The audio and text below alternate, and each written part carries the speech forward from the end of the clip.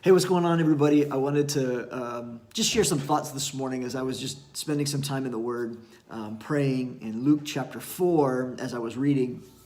These are some thoughts that have just been coming into my mind. I want to talk for a minute just about this idea of outrage, right? How we live in a season of time where so many people are just being outraged all the time. And I wonder what might be really behind it. And today I want to primarily address and really speak to those of you that would consider yourself Jesus followers, those of you that are Christians, evangelicals even.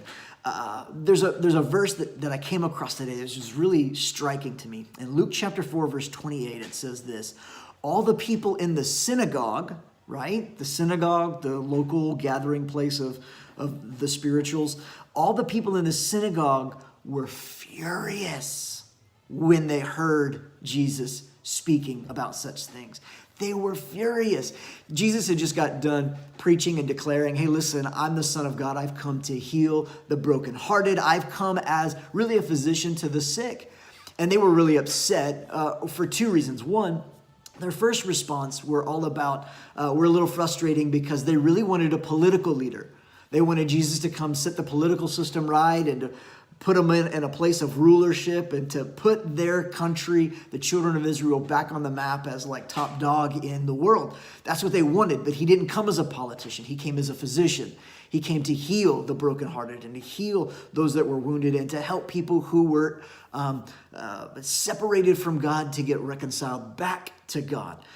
And they didn't like that. And so then they carried the conversation on and basically took it a step further and talked about how there were so many broken, poor people that why isn't he helping these people and this people? And why aren't you helping this person over here? And Jesus told the story about Elijah where he was saying, listen, when there was a great famine, there probably were a lot of widows during that time of Elijah. But Elijah didn't go to every widow and help them. He went to one widow and helped her. And Jesus' whole point was, listen, you're not going to be able to help everybody. And if we get sidetracked with trying to fix all of the social problems, Jesus wasn't going to get sidetracked by those things because he had one track mind. And his track was to proclaim the good news of the kingdom of God. And they got mad. In other words, you're not here to fix our brokenness. You're not here to solve our social issues and to settle all the debates, Jesus. You're just here to proclaim good news. Well, that's ridiculous.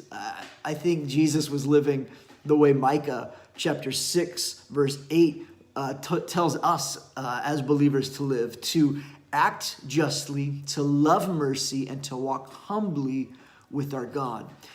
And they didn't like it. The people didn't like it. The religious people, the spiritual people, the people that went to the synagogue time and time again, they were furious.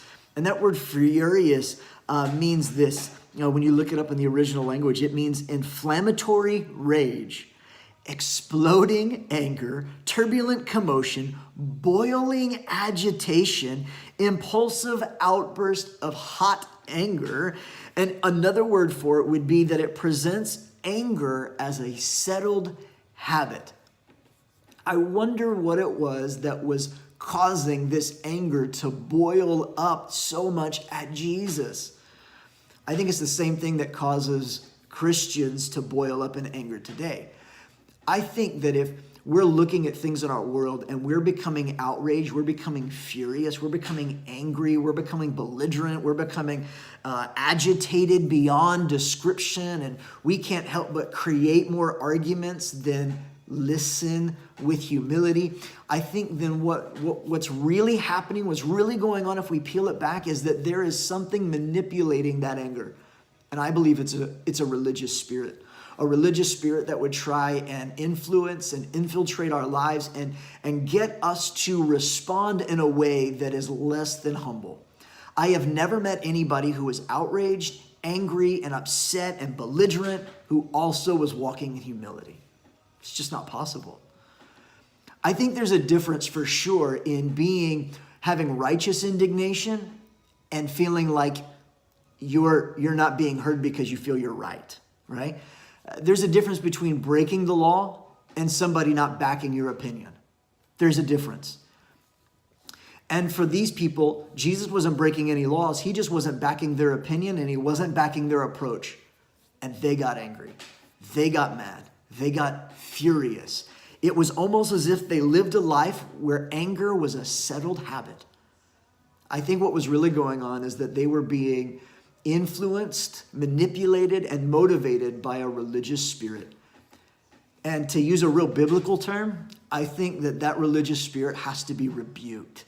And it has to be gotten rid of in our lives and in our hearts. I'm not saying that you shouldn't share your opinion. I'm not saying you shouldn't have actual discourse. And I'm not saying you shouldn't even talk about political matters. But what I am saying is that if you're looking for Jesus to solve your political things, then you're going to be looking for a really long time.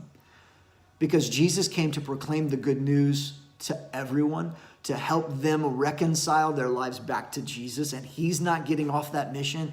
And we as believers should be living a life, acting justly, living and loving mercy, and walking humble with our God in a way that is always pointing people to Jesus, not trying to solve political problems. Again, I'm not saying that we shouldn't have our opinions or have those things.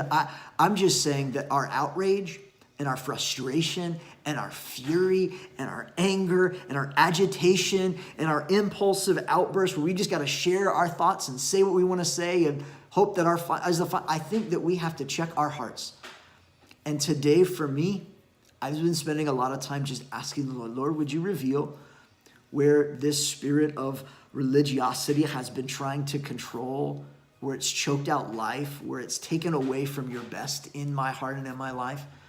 And Lord, may anger and frustration and fury not be my response to anything, but rather let me live righteously with a humble spirit.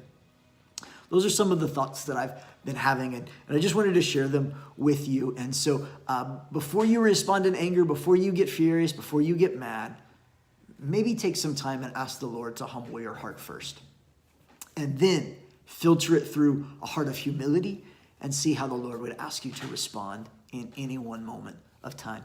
Hey, thanks everybody for letting me think and talk out loud. I hope it's been a little encouraging, and hopefully it's created more humility and help us squelch out and even rebuke down and bring down this fury and this anger of a religious spirit that might be motivating some of us. And hope you have some faith for today. Hey, we'll talk to you guys real soon.